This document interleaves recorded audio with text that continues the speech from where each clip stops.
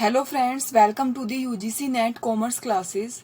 आज हम पढ़ेंगे लिव इनकैशमेंट के बारे में, इसके क्या प्रोविजन है, इसके रिगार्डिंग हम पढ़ेंगे। Okay, let's we start. देखो, अगर बात करें तो both government and private employees are entitled to various type of leave such as casual leave, sick leave, privilege leave and earn leave. ठीक है, तो दोनों टाइप्स के, अगर चाहे प्राइवेट एम्प्लॉय हो चाहे गवर्नमेंट एम्प्लॉय हो, तो डिफरेंट टाइप्स की लीव है वो लेते हैं, चाहे वो, ठीक है। तो while some of these leaves can be carried forward to the next year, कुछ ऐसी लीव होती है जिसको अगले साल हम कैरी फॉरवर्ड कर देते हैं। Other can not employees can also opt for encashment of these leaves है if they have not availed them. ठीक है, अगर वे उस साल अवेल मतलब नहीं लेते हैं तो उनको कुछ मतलब क्या होता है कि employees can also opt for encashment of their leaves if they have not avail. अगर वो अवेल नहीं करते तो उनके बदले में उनको कुछ मिल भी जाता है। ठीक है, तो however the number of the leaves that can be availed and encash in decided by the employer while the amount received is determined by the tax implications and whether the leaves is encashed during the course of employment or at the times of retirement। ठीक है, देखना पड़ेगा वो तो कि जो leaves है वो इनकैश की गई है during the course of employment, उसको जो रोजगार जब एम्प्लॉयमेंट जब वो काम कर रहा था उस दौरान इनकैश किया गया है या रिटायरमेंट के टाइम है। ठीक है, तो ये डिपेंड करता है। The taxation is again dependent on whether an individual is in government और नॉन गवर्नमेंट एम्प्लॉय। ठीक है, डिपेंड करता है कि जो एम्प्लॉयज है वो गवर्नमेंट एम्प्लॉय है या नॉन गवर्नमेंट एम्प्लॉय है। ओके, तो देखो, आपको बस इसमें और कुछ ज्यादा नहीं प्रोविजन लर्न करने हैं इसके कि भाई मैक्सिमम लिमिट क्या है और क्या इसके प्रोविजन है, तो वो हम पढ़ेंगे। तो लीव इनकैशमेंट ड्यूरिंग एम्प्लॉयमेंट, अगर लीव को इनकैश किया गया है क्या ड्यूरिंग एम्प्लॉयमेंट, यानी जब वो काम कर रहा है उसके दौरान इनकैश किया गया है, तो if an employ opt for encashment of leave during the course of employment the entire amount would be taxable under the head of income from salary. तो यानी वो पूरी की पूरी amount income of salary head के अंदर taxable होगी। Okay, however at the time of filing of return the exemption is allowed on a certain amount. लेकिन जब वो रिटर्न वगैरह फाइल करेगा उस पहले, जब वो देखो एम्प्लॉयमेंट के दौरान जब वो लीव ले रहा है, उन कैश करा रहा है उसको, तो टैक्सेबल होगा। लेकिन जब वो जो रिटर्न फाइल करेगा ना अपने, तो उस दौरान उसको जो कोई एक सर्टेन अमाउंट के ऊपर उसको कुछ एग्जम्पशन है वो मिल जाएगी। ठीक है, leave and encashment eight the time of retirement. अब हम बात करते हैं रिटायरमेंट के टाइम में अगर वो लीव को इनकैश कराता है तो उस केस में क्या होगा। तो at the time of retirement any employee is entitled to exemption under section 10(10)AA। ठीक है, अगर वो रिटायरमेंट के टाइम में लीव इनकैश कराता है तो वो क्या होगा, उसकी जो एग्जम्पशन है आपको कौन से सेक्शन के अंदर मिलेगी। सेक्शन भी इंपॉर्टेंट है क्योंकि मैचअप में आ जाते हैं। ठीक है, तो सेक्शन 10(10)AA के अंदर इसकी आपको एग्जम्पशन है वो मिल जाएगी। However the amount exempted is different for government and non government employ.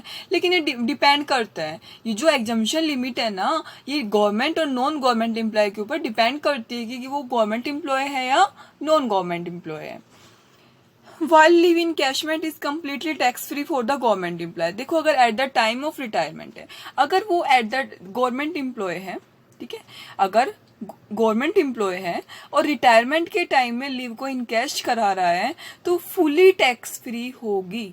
ठीक है, वो क्या होगी, फुली टैक्स फ्री होगी। And it is partially exempted from tax in case of non government employ. और अगर वो नॉन गवर्नमेंट एम्प्लॉय है तो वो क्या होगी, पार्शियली एग्जम्प्टेड होगी, मतलब फुल्ली एग्जम्प्ट नहीं होगी, कुछ पोर्शन टैक्सेबल होगा और कुछ टैक्स फ्री होगा। ठीक है, देखो, आपको प्रोविजन मतलब मेनली एग्जाम में आता है तो सेक्शन पूछ लेते हैं, मैक्सिमम लिमिट पूछ लेते हैं, यही क्वेश्चन आता है, यही क्वेश्चन पुटअप होता है। तो list of the following are exempted, इनमें से तीनों में से जो कम होगा ना वो क्या होगा, टैक्स फ्री होगा। एक्चुअल लीव इनकैशमेंट रिसीव्ड, जो आपको एक्चुअल में आपने जो लीव इनकैश कराई है उसको आपको जो एक्चुअल में रिसीव हुआ है वो। उसके बाद average monthly salary of last 10 year. ठीक है, average monthly salary of last 10 year, यानी जो लास्ट 10 ईयर की एवरेज मंथली सैलरी आपकी क्या है वो। Maximum amount specified by the government is 3 lakh. और लीव इनकैशमेंट की जो मैक्सिमम अमाउंट कितनी है, मैक्सिमम लिमिट कितनी है, वो 3 लाख है, याद रखना। और cash equivalent of earn leave to be maximum of 30 day for every year of service completed. The remaining amount received would be taxable as per income tax slab rate.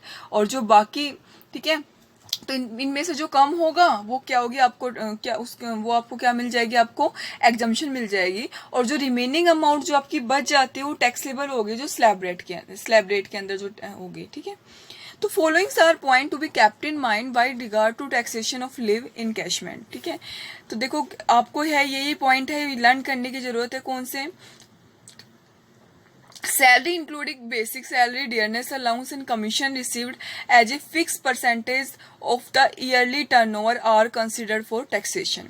यानी salary के अंदर आपकी basic salary, dearness allowance, commission है, ठीक है, जो आपके एक स्पेशल जो टर्नओवर के ऊपर लगेगा वो इंक्लूड होगा टैक्सेशन के अंदर जब आप, ठीक है, जब आप कैलकुलेशन कर रहे हो। ठीक है, the average 10 month salary refer to the salary received in last 10 month prior to retirement. Average 10 month salary का मतलब क्या हमने प्रोविजन में पढ़ा है, तो 10 मंथ सैलरी वो है जो रिटायरमेंट होने से तुरंत पहले जो 10 ईयर है ना, उसकी एवरेज 10 ईयर सैलरी है।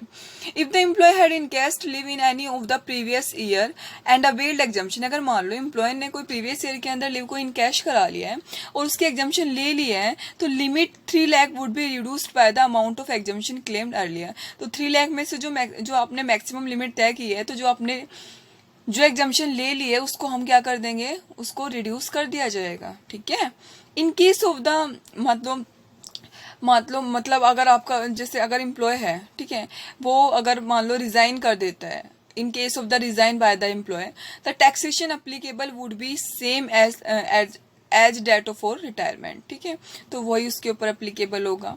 In case of death of the employ the leave encashment would be received by his legal और नॉमिनी। अगर उसकी डेथ हो जाती है तो लिव इन कैश है वो कौन करा सकता है, उसका जो लीगल नॉमिनी जो उसने अपॉइंट कर रखा वो। The amount would be completely exempted from tax for both government and non government employ. ठीक है, इस केस के अंदर जो कम्प्लीटली एग्जम्प्टेड होगी गवर्नमेंट एम्प्लॉय हो चाहे हो नॉन गवर्नमेंट एम्प्लॉय, अगर उसकी डेथ हो जाती है और उसका जो नॉमिनी है वो उस अमाउंट को इनकैश कराता है। ठीक है, तो ये था हमारा लिव इनकैशमेंट का टॉपिक। आई होप आपको अच्छा लगा होगा। ओके, थैंक यू, मिलते हैं नेक्स्ट वीडियो के अंदर।